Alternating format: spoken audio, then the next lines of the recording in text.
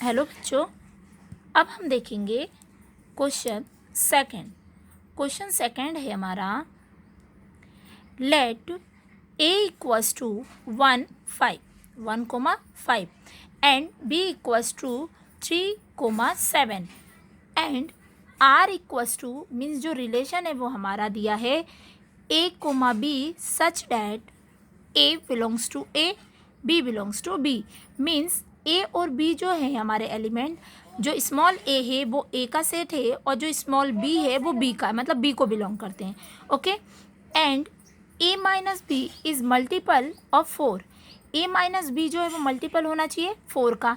Means जब आप a और b, ये a b बिलोंग कर रहे हैं किसको, स्मॉल ए और बी किसको बिलोंग करते हैं, कैपिटल ए बी को, और जो स्मॉल ए बी है इन दोनों का जो डिफरेंस होगा वो 4 का मल्टीपल होगा, मल्टीपल है वो 4 का। Then show that R is empty relation on A to B, A से बी का, बी से ए का, है ना। तो ये जो इम्पिटी रिलेशन है ये हमें बताना है कि आर एक इम्पिटी रिलेशन, मतलब ए माइनस बी जो है वो 4 को फॉलो नहीं करेगा, मतलब 4 का मल्टीपल होगा ही नहीं, तभी ये इसको आर का जो रिलेशन है वो सेटिस्फाई होगा। तो आइए देखते हैं इसको। तो देखिए, गिवन a इक्वल्स टू 1,5, ये हमको गिवन है ना, 1,5 है, और b इक्वल्स टू दिया है 3,7। ओके, एंड r का जो रिलेशन है वो हमें यहाँ पर दिया हुआ है a, b such that a belongs to a, b belongs to b and a minus b is multiple of 4।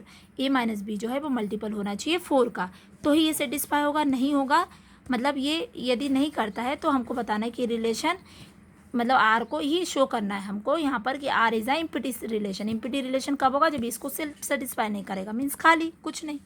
Okay, तो देखिए अब हमने यहाँ से स्टार्ट किया इसको सॉल्व करना। तो यहाँ पे दिया है व्हेन a इक्वल्स टू 1। देखिए आप सबसे पहले तो ये चीज़ ध्यान में रखिए कि a बिलोंग करता है कैपिटल ए को, स्मॉल b बिलोंग करता है कैपिटल b को। तो यहाँ पर a और b, कैपिटल a और b की वैल्यूज हमको दी हुई है, तो हमने बोला small a equals to 1, okay, small b equals to 3, A B. तो ये ए बी तो सेट है, ये उनके स्मॉल A1 A2 इस तरह से बोल सकते हैं कि A एलिमेंट है और ये B एलिमेंट है। तो A की वैल्यू 1 हो गई और B की वैल्यू 3 हो गई। देन अब हमको क्या निकालना, A minus B. A minus B क्या होता है, 1 माइनस 3। ओके, 1 ये है और ये 3 है, तो 1 माइनस 3, इसमें से इसको माइनस किया तो कितना आया, -2।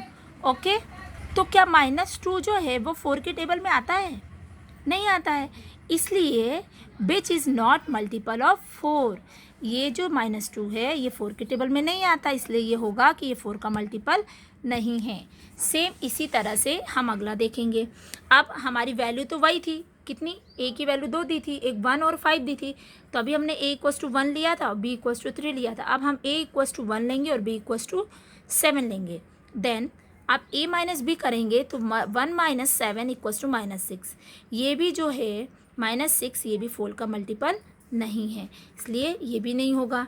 देन अब अगला देखिए, जैसे कि मैंने यहाँ बताया था 1 के लिए भी कर दिया, a 1 लिया, b एक बार 3 लिया और एक बार 7 लिया।